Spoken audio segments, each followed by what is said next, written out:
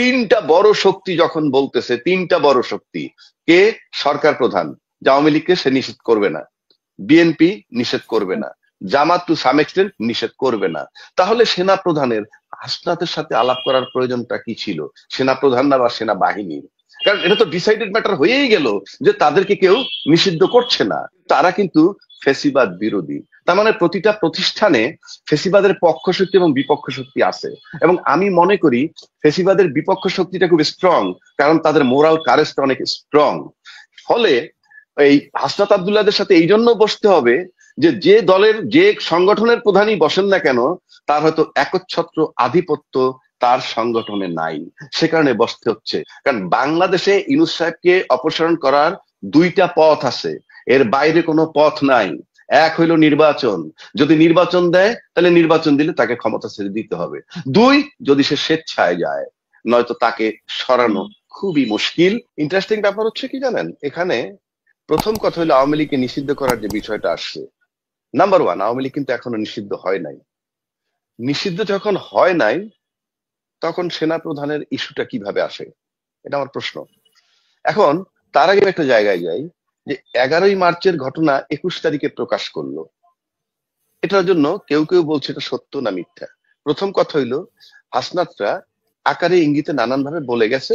অবশেষে আমাদের প্রধান উপদেষ্টা যখন বললেন যে আমরা কোনো রাজনৈতিক দলকে নিষিদ্ধ করার পক্ষপাতী না, ঠিক তখন তারা একটা স্ট্যান্ড নিলেন, যেহেতু তাদের এই স্ট্যান্ড নিতে হবে।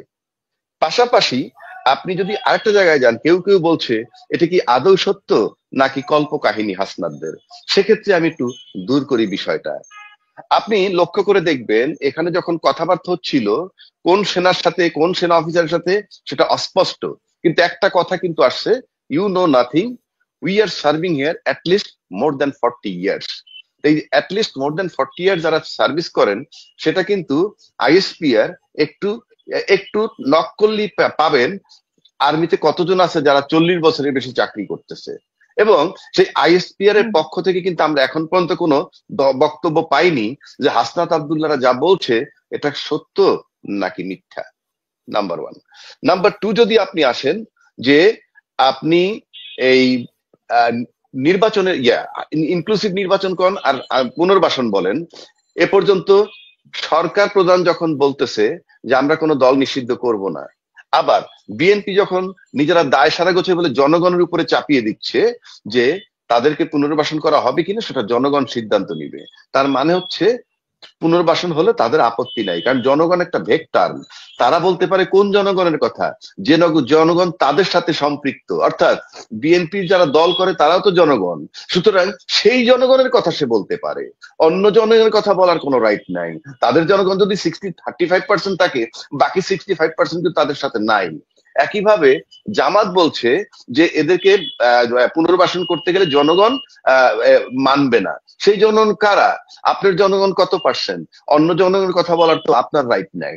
কারণ আমরা যেটা দেখেছি, আমরা পরিষ্কারভাবে একেবারে নিশ্চিত করে বলতে পারি, দলের সাথে যে জনগণ গুলা সম্পৃক্ত, তার বাইরের যে জনগণ যারা আছে, তারা গুণাক্ষরেও আওয়ামী লীগের পুনর্বাসন চাইবে না। এখন তারা চাইবে না, পারবে কি পারবে না সেটা ভিন্ন কথা। বাট আমি যদি অফিসিয়ালি তিনটা বড় শক্তি যখন বলতেছে, তিনটা বড় শক্তি কে?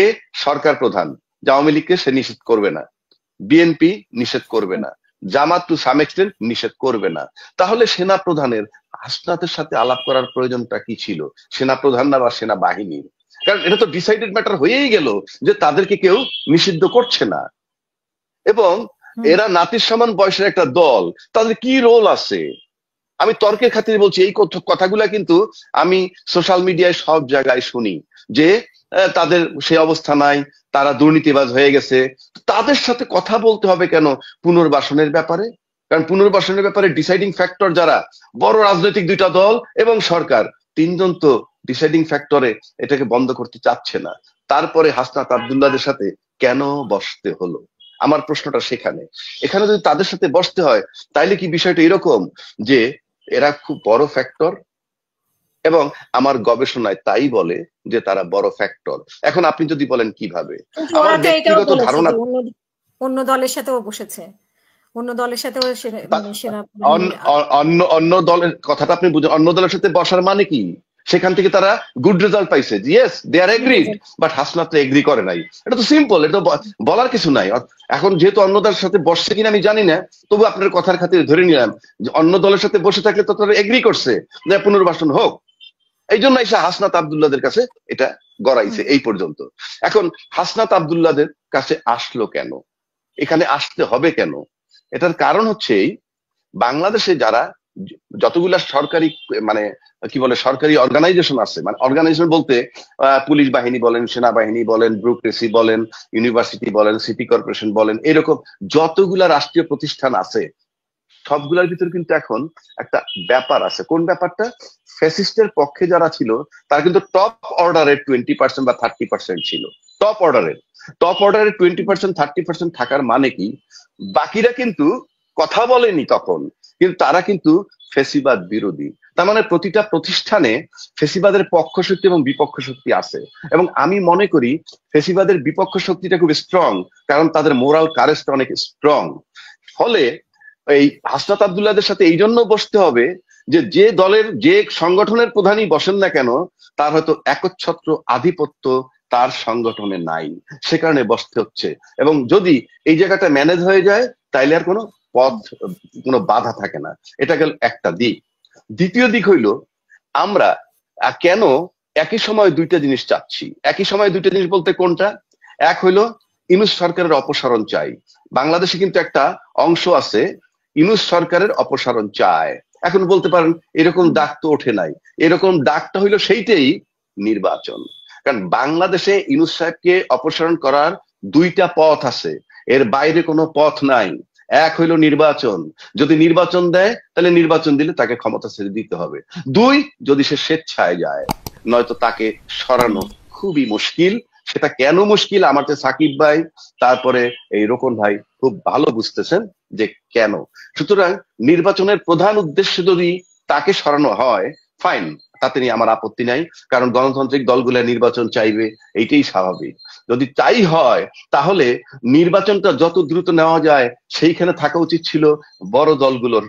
একই সাথে আপনি আওয়ামী লীগের পুনর্বাসন চাইয়ে আর একটা সেন্টিমেন্ট কেন তৈরি করছেন? কেননা আজকে যদি নির্বাচন হয় তাহলে যে বড় দলটা ক্ষমতায় আসবে আপনি নিশ্চিত থাকেন 1-1.5 বছর মধ্যে অটোমেটিক আওয়ামী লীগ পুনর্বাসিত হয়ে যাবে, ইউনূস সাহেব না থাকলে অটোমেটিক হয়ে যাবে। সুতরাং আমি মনে করি এই পুনর্বাসনের চিন্তা না কইরা যারা মনে করে যে ইউনূস সাহেবকে সরাবেন তারা ইমিডিয়েট নির্বাচন চান, 1 নম্বর। 2 নম্বর, যে সংস্কারের প্রস্তাব ইউনূস সাহেব দিছে, আরে ভাই আপনারাই তো বলেন সংখ্যাগরিষ্ঠ সদস্য নিয়ে যদি আমরা পার্লামেন্টে চলে আসতে পারি, কোথায় চলে যাবে সংস্কার? তাহলে সংস্কারটা মেনে নিয়ে ইউনূস সাহেবকে অফ করে দেন না, যে ভাই আপনার সমস্ত সংস্কার মেনে নিলাম, আপনি জুন জুলাইয়ের মধ্যে নির্বাচন দেন, তাইলেই তো ইউনূস সাহেব সরে যায়। কিন্তু আপনার এমন একটা জায়গায় গেছেন একেবারে সব ধরছেন একবারে, ইউনূস সাহেবকে সরাবেন, আপনারা ক্ষমতায় যাবেন, আবার তৃতীয় পক্ষকে পুনর্বাসন করবেন। এত সুযোগ সুবিধা তো ভাই এরকম একটা টার্মোয়েল সিচুয়েশনে এত সহজে পাওয়া যাবে না।